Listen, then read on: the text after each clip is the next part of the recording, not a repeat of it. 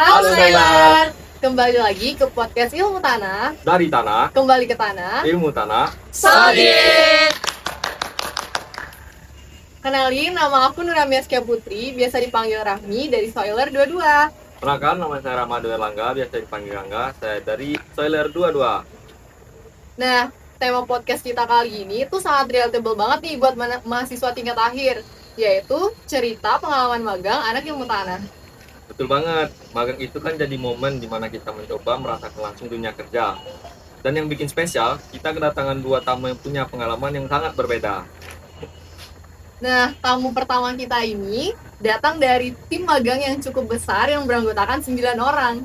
Sementara tamu kedua beranggotakan tim magang 2 orang saja. Pasti dinamikanya beda banget nih. Boleh kenalan dulu ya, kali teman-teman kita hari ini, dari nama, angkatan berapa, dan di mana sih lokasi magangnya? Boleh mulai dari Kak Mona mungkin? Halo Soiler, perkenalkan nama aku Siti Monawaro. Aku mahasiswa ilmu tanah angkatan 22. Aku magang di salah satu PT Sinarmas yang ada di Provinsi Jambi. Tepatnya itu di PT Kresna Duta Agro Indo, tepatnya di Pelakar, Kecamatan Batinlapan, Kabupaten Sarolangun. Kenalin, nama aku Titus Pandapatan Apitu dari Soiler 22. Aku magang di PT Mega Sawindo, bertepatan di Pelpat Bungo. Oke, ternyata pada di Jambi semua nih ya tempat magangnya. Terus kita penasaran nih, apa sih yang membuat kalian memilih tempat magang di sana? Terus gimana sensasinya magang dengan jumlah tim yang berbeda? Boleh mungkin mulai dari Kak Monanya dulu. Kalau aku ya milih di PT KDA ini, yang pertama pastinya ingin ngerasain langsung gimana kerja di dunia perkebunan sawit, terutama yang relate banget dengan ilmu tanah gitu ya kan.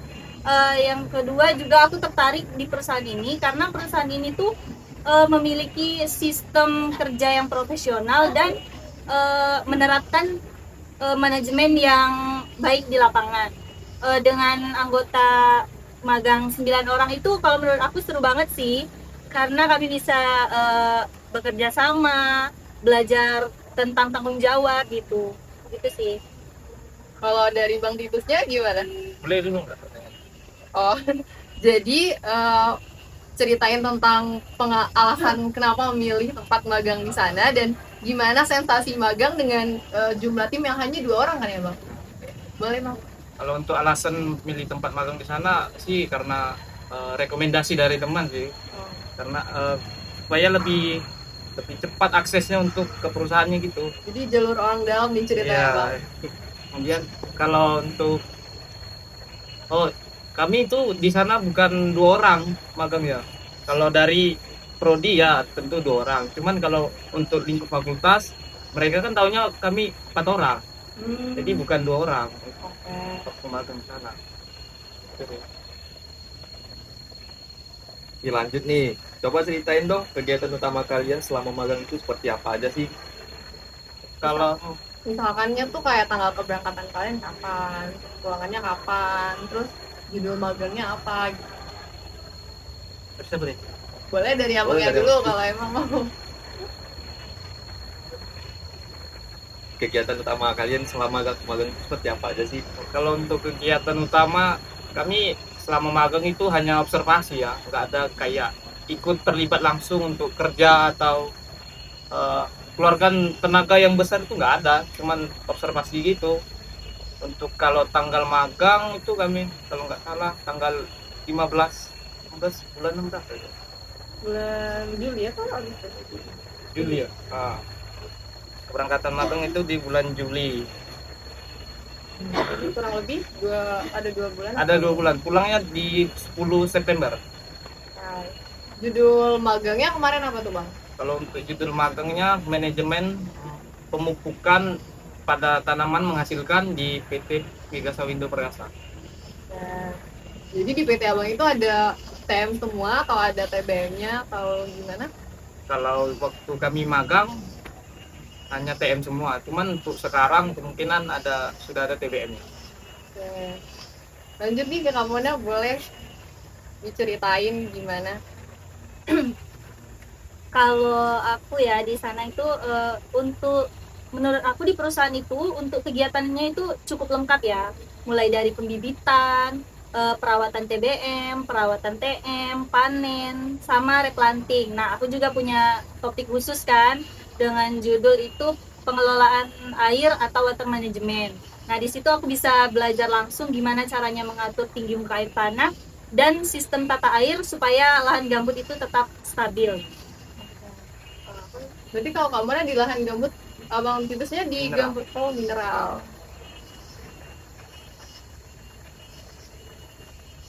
Terus dari sekian lama hari kalian magang nih, pasti ada momen kan yang paling berkesan. Mungkin bisa sedikit sharing ke teman-teman Soiler di sini.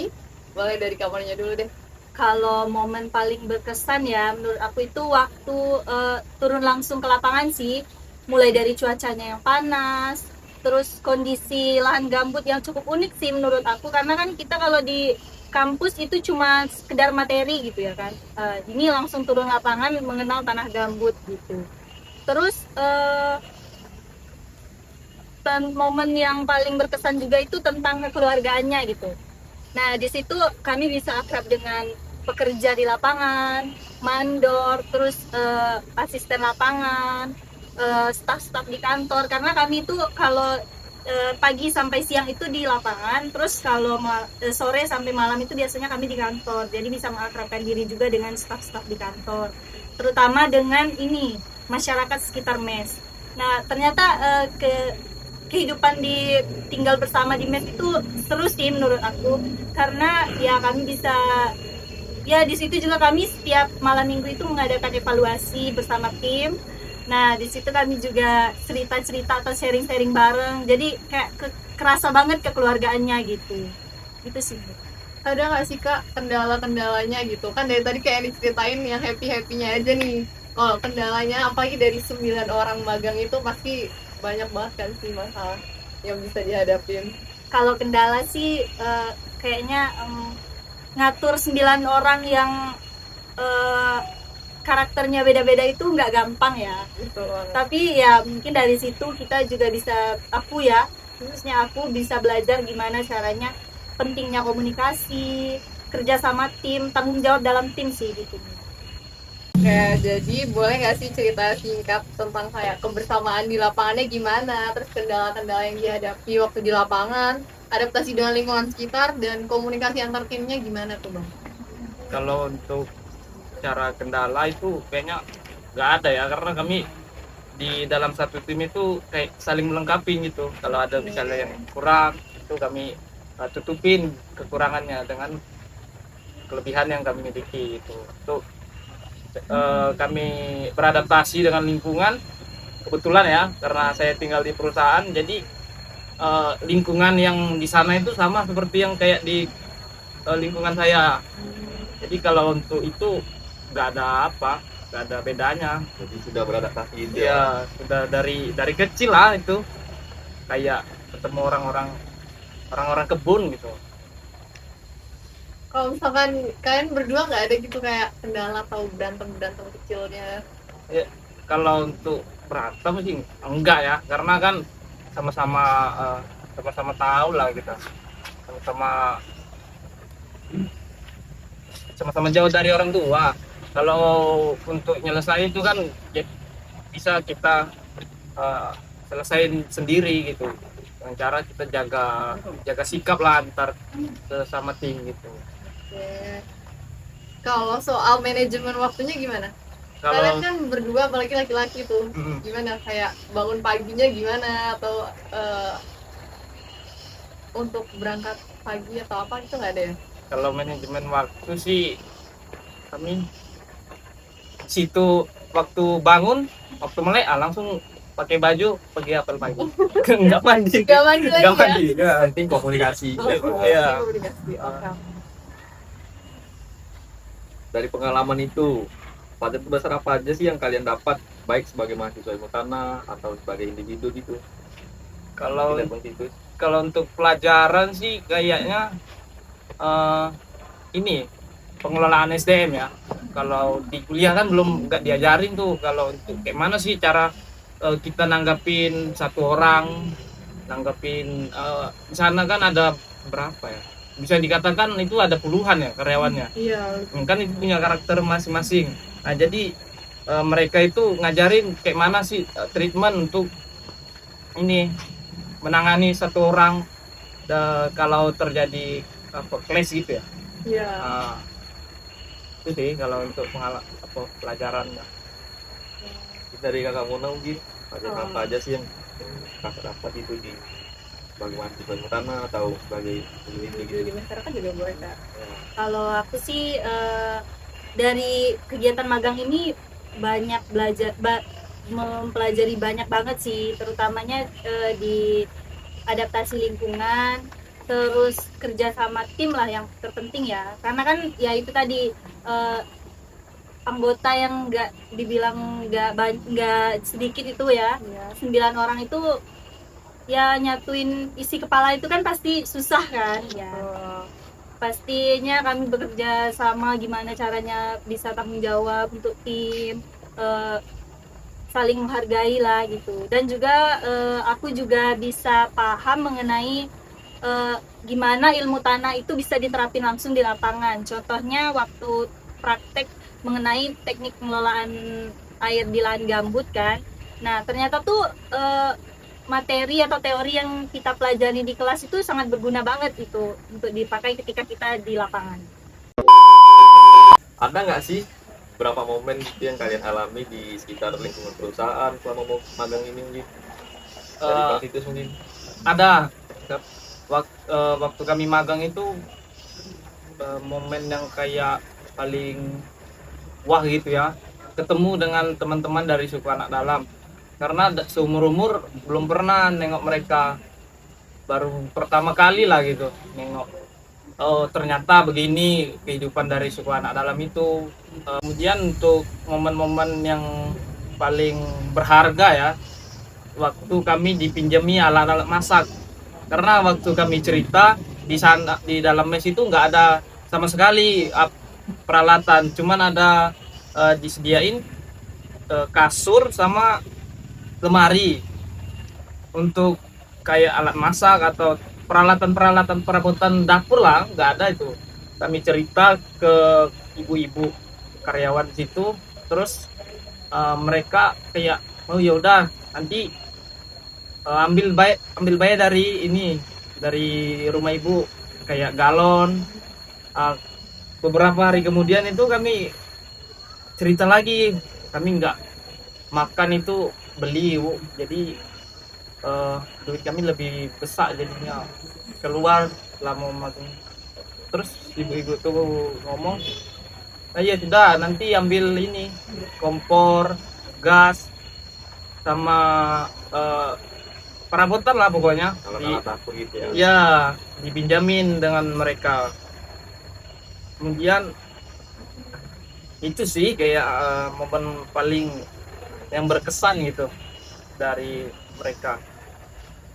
Oke. Kalau Kak Mona gimana? Kalau kalian 9 orang ini apa kalian masak kah? Atau kalian beli dari luar? Karena mungkin boncos banget ya sih kalau misalkan kalian makan di luar terus.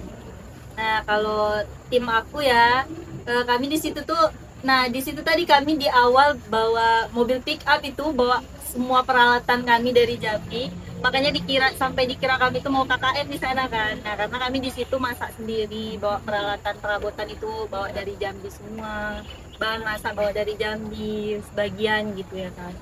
Nah untuk momen yang paling ya sulit ya menurut aku itu ketika adaptasi di lingkungan mes pertama itu, kami tuh baru ngerasain kayak kalau kita kan biasanya tuh listrik full, air full gitu.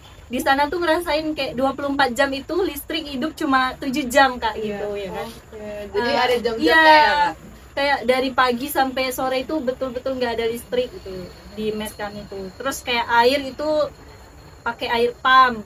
Nah di situ air pumpnya itu hidup cuma 1 jam gitu ya kan, susah banget gitu. Kayak gimana nih kami di sana itu kan kayak Gen Z nggak punya listrik, yang semuanya itu pakai gadget apa segala macam itu kan melewati listrik, kayak kaget gitu di awal. Tapi senangnya itu tetangga-tetangga mes kami, ibu-ibu di sana itu pada baik-baik semua. Nah, kesusahan air cuma hidup 1 jam itu tadi kami bisa dialirin. Di situ ada ibu-ibu yang kayak rumahnya itu punya sumur pribadi gitu ya kan, jadi kami dialirin dari sumurnya, jadi bisa lebih banyak mendapatkan aliran air lah gitu. Terus kayak kesusahan apa ya, kayak ini kan jarak dari mes ke kantor itu jauh ya, sekitar 20 menitan. Nah, kayak kalau misalnya mau berangkat, kadang motor bocor lah, atau kendala-kendala lainnya lah gitu. Karena kayak bengkel itu jauh Kak, gitu, di sekitaran kantor. Otomatis kan perjalanan mau ke bengkel itu sekitar 20 menitan tadi gitu. Itulah kerja sama tim lah lagi gitu ya kan. Nah, dan juga untuk listrik itu hidupnya itu mulai dari jam 6 sore sampai jam 4 subuh. Sampai jam 12 malam. Terus hidup lagi di jam 4 subuh. Di jam 4 subuh itulah kami menikmati waktunya itu untuk seolah-olah itu sebagai alarm kami kan. Karena kami di situ bangun jam 4, bisa sholat subuh, mandi, siap-siap, karena kami apel di sana jam 5.45 gitu. Itu mati lagi listrik di jam 6 pagi, dan begitu seterusnya. Jam 6 mati lagi, jam 6 sore hidup lagi gitu. Kalau soal sinyal Kak, kan tadi Kakak bilang Gen Z nih nggak bisa jauh dari gadget. Kalau soal sinyal tuh gimana? Wah, kalau untuk jaringan juga sulit sih sebenarnya kan. Kalau mau cari sinyal yang lancar itu pastinya harus ke kantor. Karena di mes kami tuh jauh dari kantor, sinyalnya nggak terlalu memadai gitu ya. Tapi dari situ juga karena sinyalnya kurang bagus itu kan kami jadi nggak terlalu fokus ke gadget kan. Nah, disitulah kami ngerasain kekeluargaan sama tim, bisa beradaptasi, berinteraksi sama masyarakat sekitar juga. Pokoknya kami apalagi di akhir-akhir itu ngerasain keakraban banget sama masyarakat sekitar lah, intinya gitu. Terus kalau diinget-inget waktu magang kalian itu ketemu 17 Agustus nggak sih? 17 Agustus? Iya. Nah, itu ada kegiatan nggak sih di PT kalian? Kalau dari Bang Titus gimana? Kalau untuk kegiatan nggak ada sih, upacara aja nggak ada di sana. Oh iya? Jadi mereka itu nanti ke desa mereka masing-masing. Cuman di perusahaan itu mereka tinggal itu dari hari Senin sampai hari Sabtu. Untuk hari Minggunya mereka pulang ke rumah. Jadi kalau untuk kegiatan upacara atau kegiatan Agustusan itu di perusahaan itu nggak diadakan. Cuman untuk perlombaan ada perlombaan ini bola sama voli, kemudian badminton, hanya itu. Kemudian langsung di situ kayak seremoni nggak ada di situ. Oh nggak ada, langsung aja gitu. Langsung. Ikut berpartisipasi? Kalau partisipasi enggak. Jadi cuma jadi penonton dan supporter aja. Ya. Kalau dari kamu nanya ada kegiatan-kegiatan nggak Kak waktu 17-an? Oh, kalau untuk 17-an itu banyak ya kegiatannya di situ. Karena 17 Agustus itu kan di hari Minggu. Nah, itu kan kemarin karena lingkungan sekitar kantor itu lingkungan para staf, terus lingkungan mes kami itu para pekerja. Jadi karena kami ini orangnya rame kan, itu sampai dibagi dua, itu kami dibagi 2 tim, satu tim di sekitaran mes kami dengan para pekerja gitu kan, satu tim lagi itu dibagi ke area kantor gitu. Karena di dua tempat tinggal, maksudnya 2 lokasi itu memiliki kegiatan 17-an semua. Nah, dan juga itu waktu itu juga ada turnamen sepak bola, itu udah dimulai dari 2 minggu sebelum 17-an. Seru sih. Di situ juga ikut berkontribusi dalam kegiatan lomba itu, jadi panitia, ikut lomba gitu kan. Mungkin ada lagi cerita seru yang ingin kalian ceritain, misalnya kayak pergi kemana, nyasar atau apa? Boleh pamer tentang ini enggak, kehidupan? Boleh banget. Kalau di sana nih untuk air, listrik itu kami 24 jam ya. Oke. Nggak pernah ini. Karena base-nya Perumahan Bang Titus ini tinggal di perumahan staff. Kemudian untuk akses internet itu kami lancar. Nanti disediain tuh pemancar Jadi dari bisa itu. scroll 24 per 7 24 jam banget nih. ya. mandi terserah kami mau mandi, mau buang air banyak. Ini agak menyindir pihak sebelah, tapi itu nggak memburukkan buat tim PT karena Ada susah dan senangnya. kegiatan di kebun tuh kan pasti beda-beda banget susah senangnya gitu kan ya. Terus by the way Salfok nih sama baju Kak Mona yang ada logo Sinar Masnya, boleh banget diceritain tuh Kak. Nah, ini baju ini itu kami waktu di 2 minggu terakhir kalau nggak salah ya. Itu karena kami udah akrab dengan para staf-staf di kantor, asisten-asisten lah. Itu karena dari awal juga yang ngarahin kami tuh ada asisten kayak ya dari yang disuruh sama manajer lah kan. Nah, di situ tuh kami sering main sama orang tuh, diajak mana-mana gitu kan, diajak main. Nah, di situ kami di 2 minggu terakhir itu kami diajak lah bikin baju gitu ya kan. Katanya tuh untuk kenang-kenangan dari Sinar Mas gitu. Ini baju dari Sinar Mas ya? Karena kebetulan dengar katanya asistennya tuh Gen Z juga. Iya. Kan? Asistennya itu yang sering main sama kami tuh ada 3 atau 4 orang lah itu kan. 1 cewek itu, 3 cowok. Nah, itu 3 cowok tuh lajang semua lah kan. Jadi itu kayak kalau mau kayak sharing-sharing cerita-cerita itu masih seru gitu ya kan. Nyambung lah karena ya frekuensi pada masih tahun 2000-an gitulah kan, masih Gen Z lah sama kayak kita gitu. Terus kalau Nongki pasti punya donatur nggak sih Kak? Kalau Nongki tuh ya itu tadi kan kami diajak sama beberapa asisten tadi gitu. Tuh seringnya kami aksesnya lumayan jauh sih, kayak dari PT itu kami ke Kota Sarolangun yang pastinya ya. Nah, itu sekitar 45 menitan lah. Nah, itu pasti diajak sama, kadang setiap minggu itu diajak sama para asisten main misalnya ke Sarolangun, refreshing otak lah, nggak nengok kebun terus gitu ya kan. Nah, itu kami kayak ya nongki aja, Gen Z gitu ya kan. Betul. Nah, itu donaturnya ya pastinya Pak Asisten. Betul.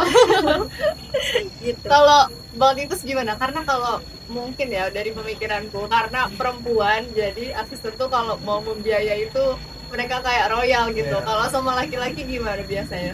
Kalau di sana kami nggak ada sih diajakin untuk nongkrong atau pergi keluar nggak ada. Cuman kalau pingin keluar itu dari inisiatif kami, kayak pergi ke Tebungu kan, nengok aspal. Betul banget karena di sana di kebun nggak ada Nggak ada aspal. aspal Kan? lah. Jalan jelek ya. Kalau buat izin gitu susah nggak sih Bang kalau mau keluar? Oh, kalau untuk izin, ini kebetulan nih pembimbing lapangan kami itu alumni Ilmu Tanah 2003. Jadi kalau untuk izin atau mau kemana-mana itu kami langsung ACC, enggak banyak neko-neko. Udah ngerti lah ya berarti. Iya. Boleh minum nggak nih? Boleh. Kira-kira ada lagi nggak sih kesan dan pesan atau misalkan pesan buat anak angkatan 23 mungkin nanti bisa tuh milih di PT yang kalian magang saat ini. Jadi apa harapan kalian setelah magang di sana dengan pengalaman-pengalaman kalian, dan pesan buat teman-teman ilmu tanah jika nanti tertarik magang di tempat kalian? Jadi kayak persiapan khusus apa yang kalian rekomendasikan? Boleh dari kamu? Kalau dari aku ya, harapan aku semoga teman-teman ilmu tanah itu nggak takut untuk mencoba hal baru gitu ya kan. Untuk teman-teman yang akan magang juga nantinya itu jangan takut untuk terjun langsung ke lapangan, nikmatin aja prosesnya gitu ya kan. Karena dari kegiatan magang ini kita bukan cuma belajar tentang pekerjaan, kita juga bisa belajar tentang tanggung jawab, tentang kerjasama tim, terus cara beradaptasi di lingkungan baru gitu. Nah, pesan aku kalau bisa untuk yang akan magang juga itu persiapin diri dari awal sih, kayak fisik, mental, terus pengetahuan dasar lah supaya kayak pas turun lapangan itu nggak kaget banget lah. Kosong banget ya. Iya. Lanjut ke, boleh Bang Titus? Boleh diulang nggak? Tentang pengalaman ini tuh kayak pesan buat teman-teman ilmu tanah biar mungkin mereka tertarik magang di tempat abang, terus kayak persiapan khusus apa yang perlu mereka persiapkan gitu nantinya. Kalau untuk pesan sih ya sama sih kayak dari Kak Mona tadi untuk tetap berani lah untuk terjun ke lapangan, terus memulai hal-hal yang baru. Karena kan di kuliah kita yang pertama itu ya baratnya sudah tersedia lah ya, Dak. Ada semua yang kita pengen, ada yang sudah di depan mata. Cuman kalau kita di dunia kerja itu mungkin bakal kita cari sendiri untuk apa, hal-hal yang kita tahu tuh harus kita cari tahu sendiri. Kalau untuk pesannya jangan lupa belajar sebelum turun ke tempat magang, karena takutnya waktu ditanyain sama perusahaannya tentang hal-hal dasar dari perkebunan itu nggak tahu. Nah, jadi kita yang malu sendiri, kemudian instansi yang bertanggung jawab lah atas kita itu juga terbawa-bawa. Oh, ternyata dari Fakultas Pertanian itu orangnya kayak gini tuh, pemahamannya tentang perkebunan itu nggak ada. Nah, jadi kan bukan kita yang malu, tapi fakultas juga bakal malu. Apalagi pakai baju ya, tulisan di sini ilmu tanah. Betul banget. Tiba ditanyain nggak tahu kan, tentang malu. tanah nggak tahu gitu kan. Iya, malu itu sih untuk. Terima kasih teman-teman. Nah, dari obrolan kita hari ini, jadi semakin jelas ya bahwa pengalaman magang di perkebunan kelapa sawit itu benar-benar mengubah cara pandang kita sebagai anak ilmu tanah nih. Setuju banget nih Bang, karena dari Kak Mona kita tuh belajar koordinasi dalam tim yang besar. Dari Bang Titus tuh kita belajar gimana kedekatan dan chemistry dalam tim yang kecil justru menuntut inisiatif dan tanggung jawab yang lebih besar dari masing-masing individu. Sekali lagi terima kasih nih buat Abang Titus dan Kak Mona yang sudah berbagi pengalaman dan insight yang sangat berharga hari ini. Semoga bisa menginspirasi teman-teman ilmu tanah lainnya. Sampai jumpa di episode berikutnya. Soilen. Yeay.